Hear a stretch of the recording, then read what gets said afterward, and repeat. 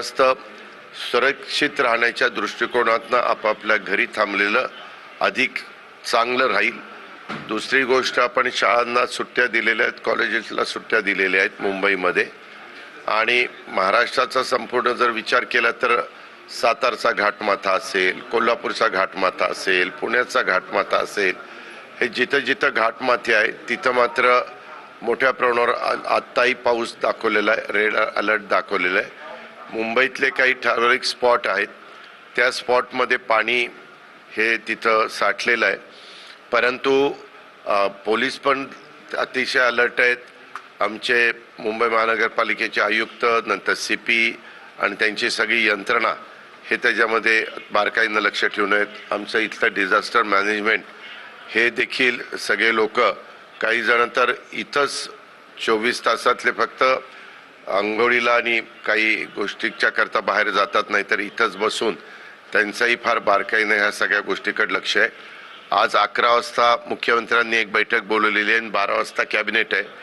त्या दोन्ही बैठका होणार आहेत, त्या काही रद्द करण्यात आलेल्या नाहीत अशा पद्धतीनं मुख्यमंत्री कार्यालयाकडनं समजलेलं आहे।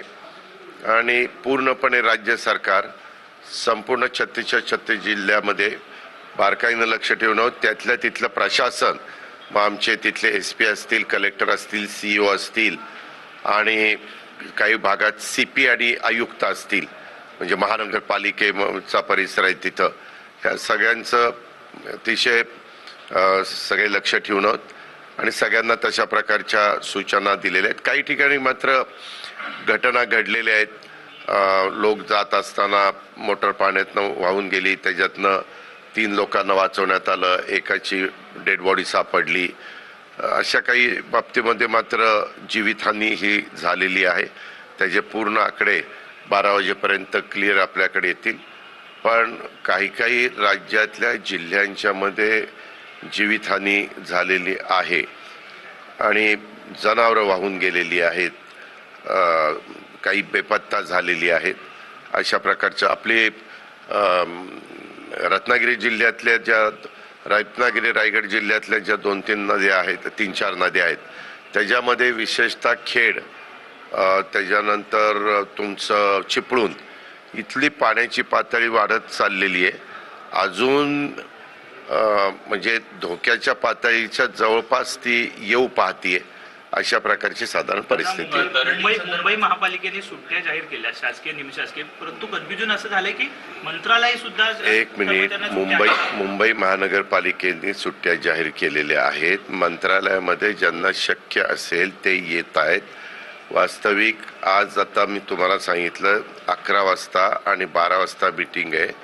12च्या मीटिंगच्या मध्ये त्याबद्दलची पुढचा निर्णय होईल। 12ला काय नक्की परिस्थिती राहतीये, कारण चीफ सेक्रेटरी बोलत असताना असं म्हणत होते की मुंबईला सुट्टी जाहीर केली की ती मंत्रालयाला पण आपोआप होते असं, परंतु काहींचं म्हणणं असं आलं की मंत्रालयाला वेगळी सुट्टी जाहीर करायला पाहिजे, परंतु तसा अद्यापर्यंत निर्णय घेण्यात आलेला नाही, कारण आजची कॅबिनेट आहे।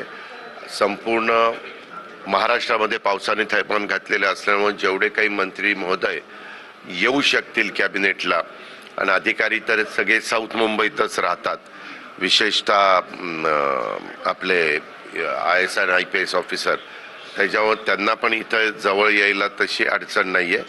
आणि मग एकदा त्याच्यातून आपल्याला आढावा घेता येईल, त्याच्यातून आपल्याला